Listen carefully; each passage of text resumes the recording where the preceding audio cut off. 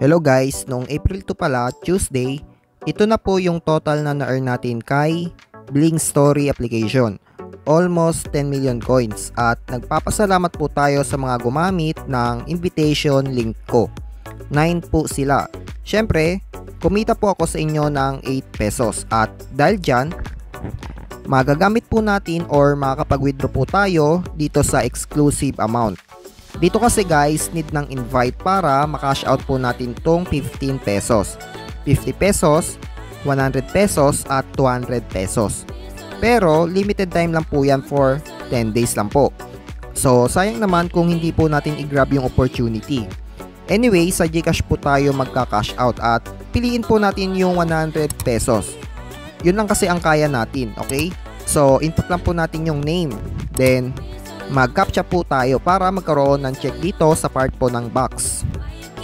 At pindutin po natin yung cash out. Ayan, withdraw success na po. Sa history, naka-under review. Pero 1 minute lang guys, dumating na yung 100 pesos sa GCash account natin. At dahil dyan, magbibigay po tayo ngayon ng gift code para sa mga X-Word users. Sa mga wala pa pong X-Word application, may link po ako dyan sa description below and take note, option na lamang po yan para sa mga gusto mag-download through sa invitation link ko. At ito na po yung gift code para sa X-World application. Pakinggan nyo pong mabuti. I-type nyo lang po yung YT World Knows. Magkadugtong po yan. Ulitin ko guys, YT World Knows. 12 letters po. So paunahan na lang po kayo, no? Dahil limited to 100 users lang po yan.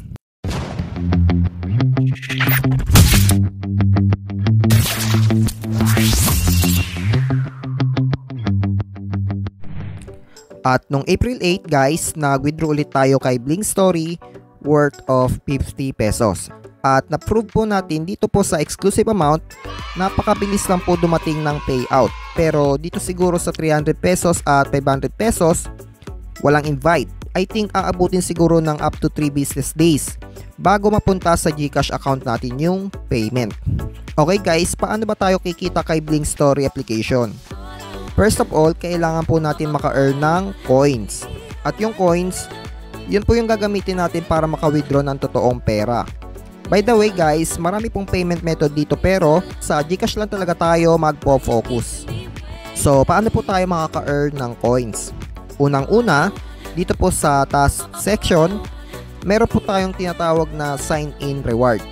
Every day, makakatanggap po tayo ng free coins kapag clinic po natin tong part na ito. At palaki po ng palaki yung rewards dito kapag consecutive days po tayo nag-login. Up to 30 days po yan. After nun, reset na po sa day 1 ulit. So, wag niyo pong kakalimutan ito guys, malaking bagay po ito sa earnings natin. Ito pong sa invitation, i-disregard na po natin ito, no? Kasi hindi naman po applicable sa lahat. Pero kung may mga kaibigan kayo na gamers, i-try nyo silang i-refer at for sure kikita po kayo sa pag-invite. Ito pong sa novice task, marami pong task dyan. Isang beses nyo lang pong gagawin for new users. So sa akin po, ito na lang po yung natitirang task sa akin, which is share to Facebook. Ang sumunod na way guys para maka-earn ng coins dito po sa daily tasks. Gawin nyo na po yung pinapagawa nila at for sure may reward po tayong marireceive dyan.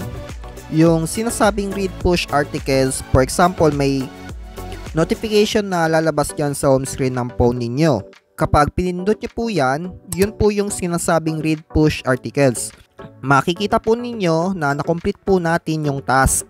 At kapag pinindot natin yung get button, makakatanggap po tayo ng coins up to 6,000 points. Third way dito sa other tasks, sa VIP bonus, ito yung mga other app ni Bling Story. So, pwede din po kayong maka-earn dito katulad sa Topcoin. Sa our task, dito guys, kailangan po ninyo mag-accept at mag-complete ng offers para maka-earn ng points or coins. For me guys, mas nire-recommend ko yung mga free offers like yung may mga 2,000 million rewards kasi madali lang maka-earn doon kapag familiar na po kayo sa mga larong yon. Kayo na lang po mag-explain later, no? Sa reward survey, hindi ko po ito na itatry pero kapag nag-join po tayo dito, magre-redirect po siya sa browser. So, kayo na lang din pong bahala mag-explore if trip nyo pong mag-accept ng offer dito guys. Sa meal allowance naman mga kaibigan, pwede po tayong kumita ng up to 450,000 points for the whole month sa pag-receive ng meal 3 times a day. May oras po yan, breakfast, lunch, and dinner. So, kailangan lagi po tayong present dito para may free 5,000 coins po tayo. Sa referral, friends, invitation po ito. So, skip po natin, no? Sa lucky spin, may chance tayo dito makakuha ng points. At kapag na-reach natin yung certain number of spin, pwede po natin ma-open yung box dito sa part ng ibaba. The rest guys, hindi ko na i-discuss, medyo mahaba na. Punta tayo dito sa pinaka main ways para maka-earn ng points or coins. Sa pinakaunang tab.